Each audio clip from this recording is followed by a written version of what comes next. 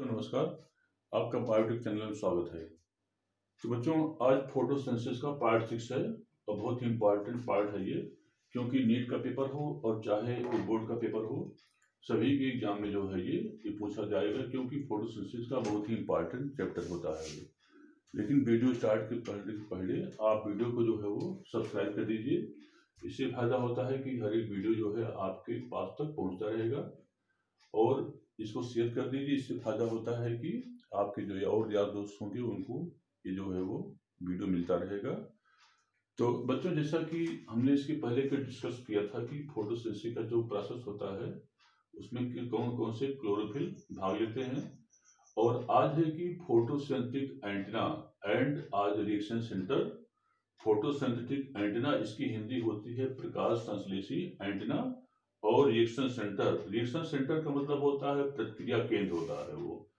तो इसका मतलब होता है कि फोटोसेंसिटिक एंटीना इसको कहते हैं प्रकाश संश्लेषी एंटीना, और सेकंड होता है रिएक्शन सेंटर, और इसकी हिंदी होती है प्रतिक्रिया केंद्र होता है वो। इसकी हिंदी होती है प्रतिक्रिया केंद्र, और इसकी हिंदी होती है प्रकाश संश्लेषी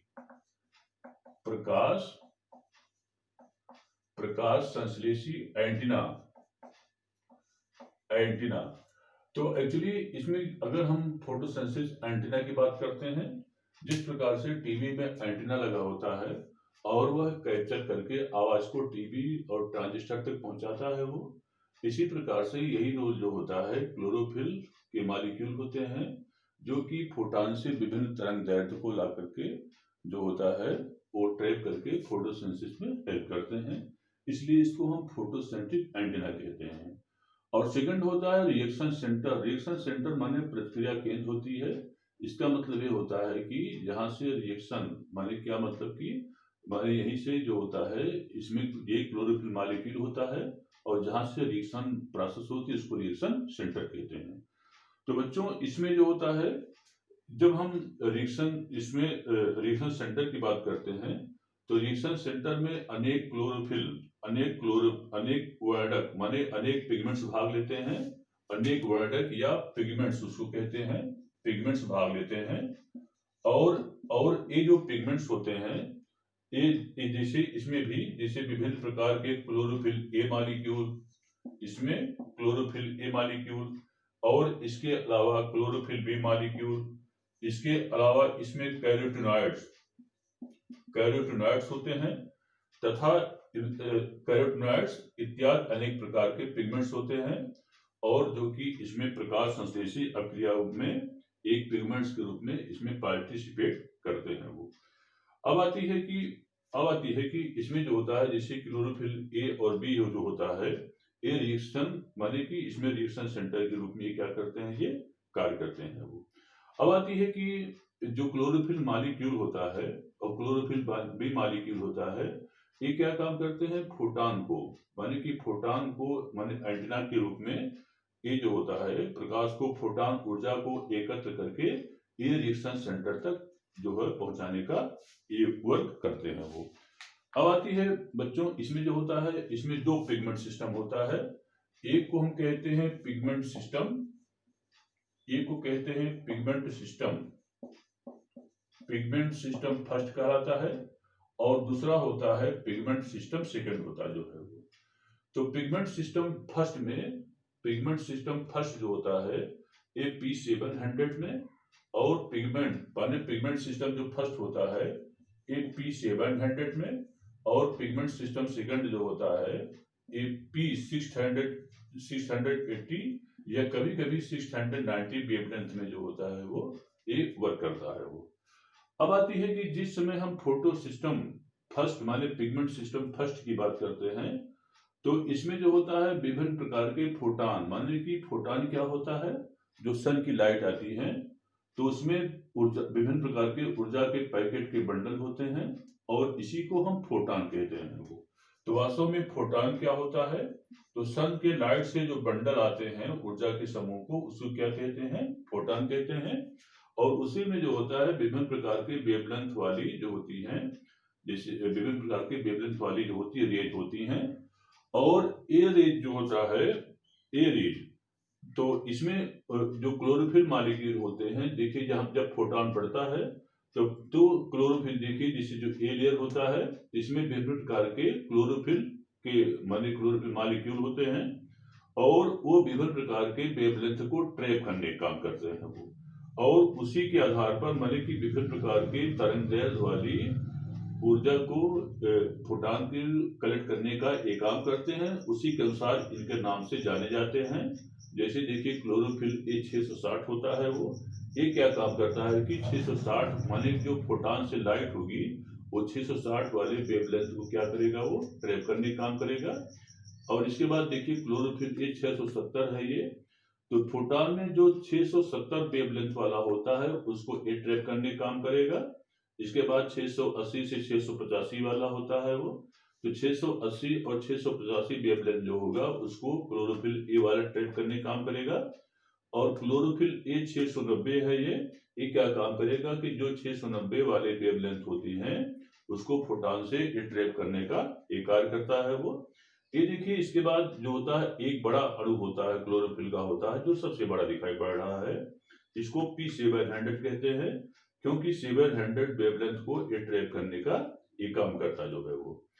अब आती है कि ये वास्तव में जो विभिन्न प्रकार के क्लोरोफिल मॉलिक्यूल होते हैं ये क्या काम करते हैं, एंटीना के रूप में काम करके ये विभिन्न प्रकार के वेवलेंथ वाले रेज को ट्रैप करके क्या काम करते हैं, ये P700 तक माने कलेक्ट करके जो होता है P700 तक जो है ये पहुंचाने का ये कार्य करते हैं जो है ये। अब आती है कि जो प्रकाश जो फोटो सिस्टम फर्स्ट होता है वो इसका उपयोग दोनों में जो है वो बड़ा इंपॉर्टेंट पॉइंट होता है बच्चों। जो फोटो सिस्टम फर्स्ट होता है इसका उपयोग दोनों में जो है वो cyclic photo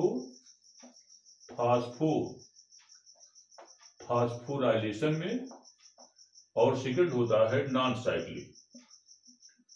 cyclic photo phosphorylation, माने दोनों में फोटो सिस्टम फर्स्ट का उपयोग होता है वो।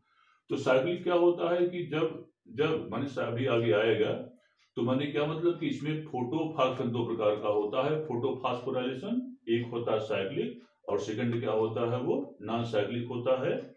तो अब आती है कि जो फोटो सिस्टम फर्स्ट होता है उसका उपयोग दोनों में साइक्लिक फोटो फास्फोराइलेशन और नॉन साइक्लिक फोटो फास्फोराइलेशन दोनों में जो है फोटो सिस्टम फर्स्ट का उपयोग होता है जो है। तो इतना पॉइंट जो है किसके बारे में रहा, ये रहा फोटो सिस्टम फर्स्ट के बारे में रहा। अब आती है कि जिस समय हम पिगमेंट सिस्टम सेकंड की बात करते हैं बच्चों, तो जो पिगमेंट सिस्टम सेकंड होता है उसमें जो होता है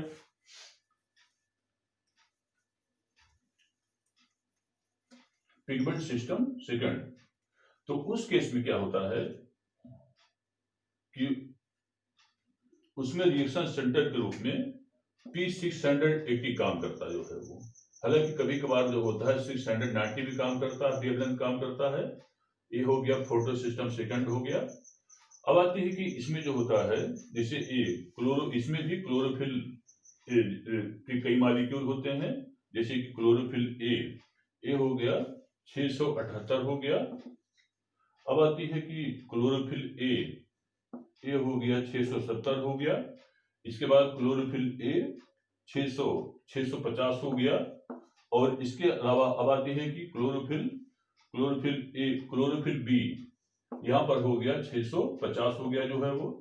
तो मीन्स इसके बाद यहाँ पर क्या हो गया, फोटॉन हो गया। तो मत देख रहे हैं आप यहाँ पर क्या होता है कि जो फोटो सिस्टम सेकंड होता है उसमें जो रिएक्शन सेंटर होता है माने उसमें क्या होता है P680 या कभी कभार 690, माने क्या मतलब कि रिएक्शन सेंटर के रूप में ये काम करता है। और ये क्लोरोफिल मॉलिक्यूल जो होता है सबसे बड़े अणु आकार का होता है। देखिए बड़े आकार पर हमने बनाया है क्योंकि इसका जो वेवलेंथ होता है माने रिएक्शन सेंटर के रूप में ये काम करता है ये।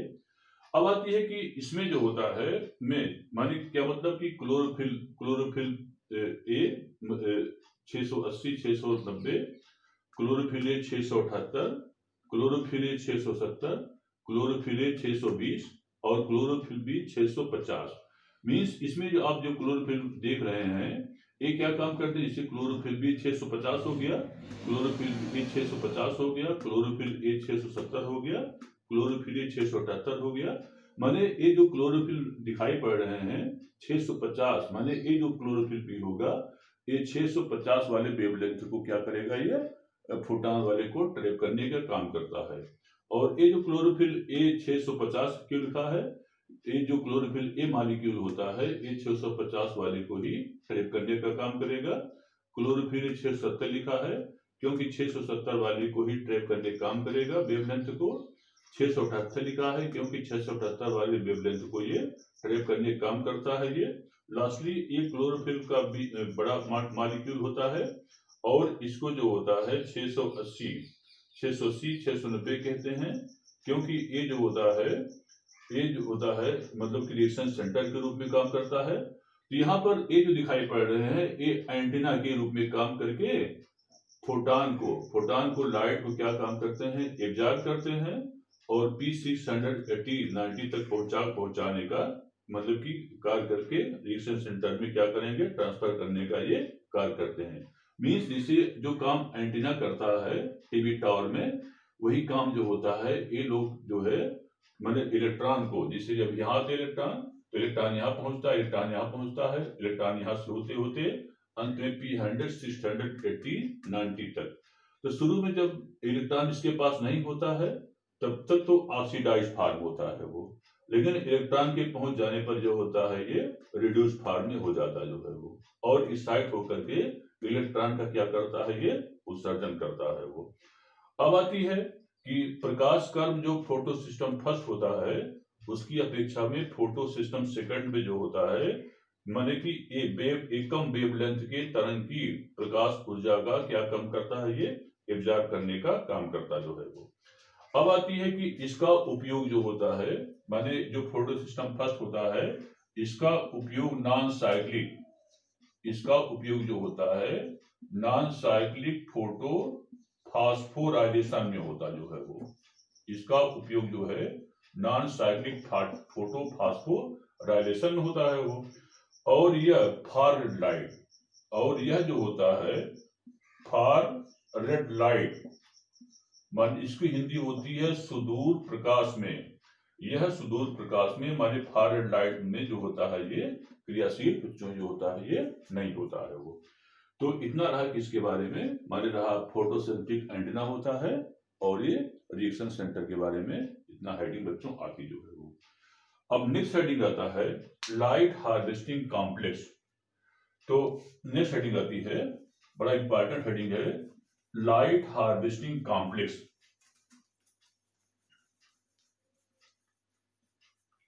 नेक्स्ट हेडिंग,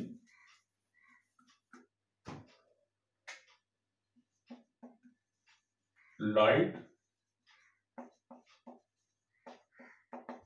हार्वेस्टिंग कॉम्प्लेक्स, और इसकी हिंदी होती है प्रकाश संलयन सम्मिश्र। प्रकाश संलयन सम्मिश्र। तो जिस समय हम लाइट हार्वेस्टिंग कॉम्प्लेक्स बात करते हैं तो प्रकाश रासायनिक संश्लेषक माने प्रकाश रासायनिक प्रक्रिया में जो होता है प्रयुक्त एंटीना अणुओं में एक जो होता है एक आउटर पार्ट होता जो है वो, एक आउटर पार्ट होता है और इसको हम कहते हैं लाइट हार्वेस्टिंग कॉम्प्लेक्स कहलाता जो है वो। अब इसके माने ये क्या होता है, इसको हम आउटर पार्ट कहते हैं वो, माने बाहरी भाग कहलाता है। और इसके अलावा जो होता है एक नीचे का भाग होता जो है ये, एक नीचे का भाग होता है और इसे क्या कहते हैं, इसे हम इनर पार्ट कहते हैं, माने अंदर का भाग कहलाता है।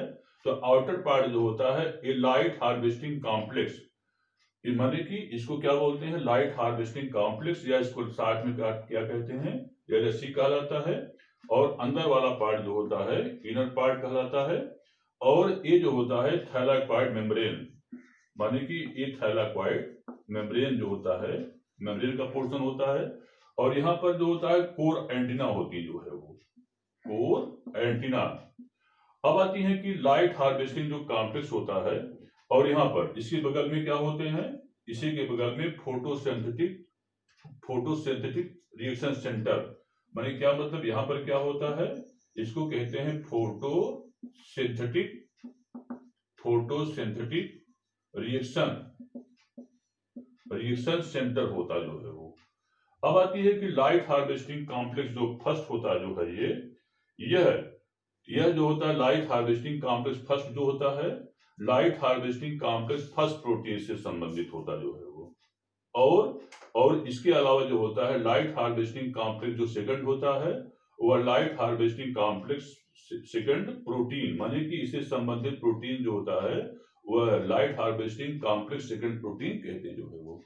बच्चों आज के लिए ही इतना पर्याप्त है जो है वो। अगले वीडियो में आपको हम माने कि किस प्रकार से साइक्लिक और ना साइक्लिक होगा इसके बारे में डिस्कस करेंगे। बच्चों से लाइक करना ना भूलिएगा। धन्यवाद।